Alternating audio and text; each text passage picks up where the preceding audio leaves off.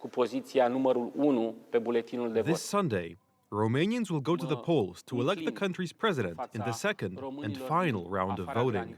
The representative of the ruling pro-European center-left is Nicu Șordan, the mayor of Bucharest, who emphasizes his ties to the European Union's ruling elite. His opponent is George Simion, a 38-year-old politician who emphasizes his patriotism and opposition to EU policies, migration, climate, and armaments.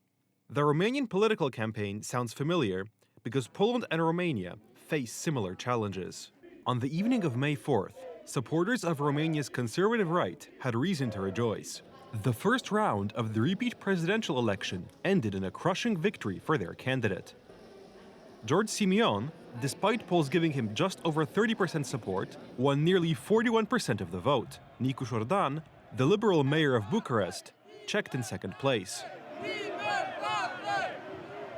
The Romanians have said that they want to maintain their nation-state, be a member of NATO, an ally of the United States. They oppose experiments like the Green Deal, the Migration Pact, or the promotion of LGBT ideology. They put their country's Christian culture and traditions first.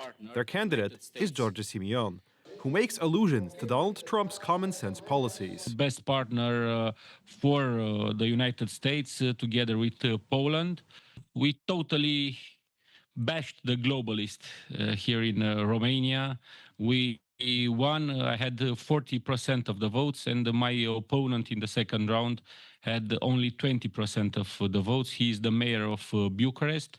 As I told you, in Washington, we'll have elections in Romania and Poland for naming the next presidents of Romania and Poland.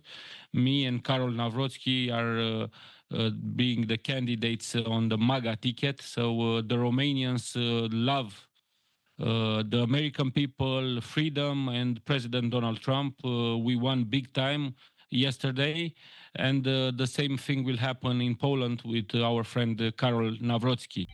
Recent opinion polls in Romania show Simion having a nearly 10% lead over Nicu Șordan. The Romanian left is sounding the alarm, accusing Simion of wanting to leave NATO and the European Union. Meanwhile, Romanians want to punish the authors of the so-called Romanian scenario, where the Romanian presidential elections last fall were abruptly annulled. Back then, the authorities, backed by the European elites, decided that they would be the ones to decide who could be voted for. This was opposed by the citizens. This Sunday, another episode of the Romanian scenario will play out. There is a good chance that, in the last scene, the undemocratic government will go down in flames.